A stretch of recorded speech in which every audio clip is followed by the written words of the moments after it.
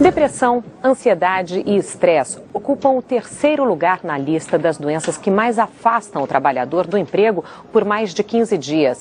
A maioria das pessoas nem percebe que está doente. Pense numa ponte. Se ela receber mais peso do que consegue suportar, pode ceder. Com a gente acontece o mesmo. Às vezes o peso é tanto que fica difícil aguentar. Esta profissional financeira demorou até entender que precisava de ajuda médica. O doutor brincava que eu estava com meu carro atolado. Eu precisava desatolar o carro para continuar andando. 5 milhões de brasileiros têm problemas de saúde mental graves. Boa parte nem sabe disso. Ela vai fazer em torno de 7 consultas antes de ser diagnosticado um quadro mental. Os transtornos mentais são o terceiro motivo de afastamento do trabalho por mais de 15 dias. O corpo dá sinais de alerta. Dores sem causa específica, sensação de formigamento pelo corpo, aperto no peito, sensação contínua de mal-estar, perda de vontade de fazer coisas rotineiras.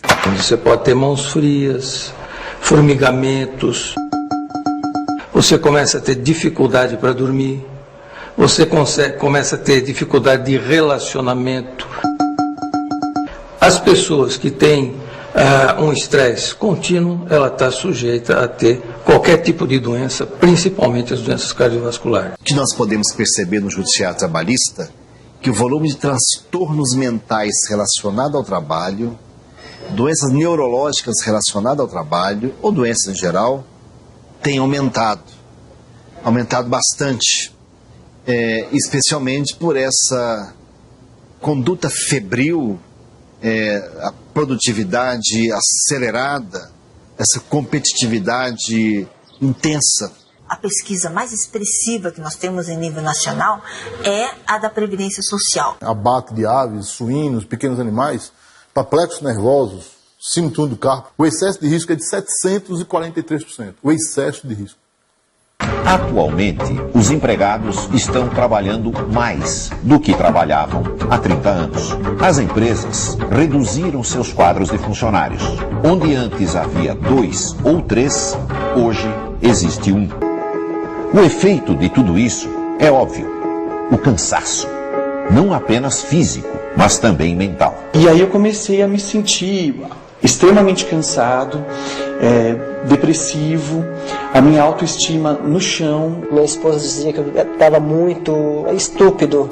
Stress é uma palavra que nossos avós não conheciam. Mas hoje, qualquer pessoa sabe que, se não encontrar uma válvula de escape, vai acabar explodindo. Ministério Público do Trabalho.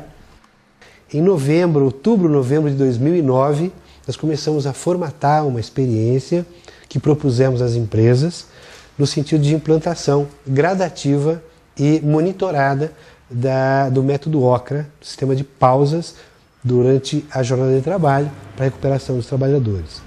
Inegavelmente, quando o funcionário está mais satisfeito, ele acaba produzindo mais, né? Então, isso às vezes é até difícil de medir, mas a gente sabe que isso acontece. Então, o funcionário trabalhando com mais satisfação, ele acaba fazendo um trabalho mais bem feito, de melhor qualidade e até de maior produtividade. Que 20% do quadro da empresa está doente, sem trabalhar. O Ministério do Trabalho veio trazer para a gente uma realidade que a gente não conhecia, que era a da existência de grandes frigoríficos de aves na região, com trabalhos repetitivos e sem nenhuma medida ergonômica, e que isso estava causando um grande adoecimento. Toda empresa, toda indústria, toda atividade que exija movimentos repetitivos, rápidos dos membros superiores, pode e deve aplicar esse método para analisar o risco e minimizar a possibilidade de adoecimento dos seus trabalhadores. Estudos médicos dão conta de que até 35 movimentos por minuto se está dentro de um padrão de segurança para a saúde do trabalhador. Portanto, nós estamos falando de 3 vezes mais movimentos em um único minuto do que esse limite considerado seguro. Eu quero me tratar porque eu quero que alivie a dor. Porque não adianta eu me afastar e ficar sentindo dor. Porque ao mesmo tempo que eu sentia dor, eu sabia que eu tinha que trabalhar.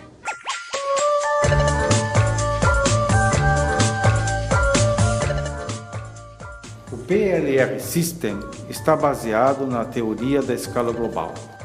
A teoria ajudou a entender como os processos intracelulares são capazes de interagir com os processos-chave a nível mitocondrial. Com a descoberta da escala global nos ritmos fisiológicos, foi possível corrigir diferentes processos bioquímicos, levando à informação da frequência correta da célula.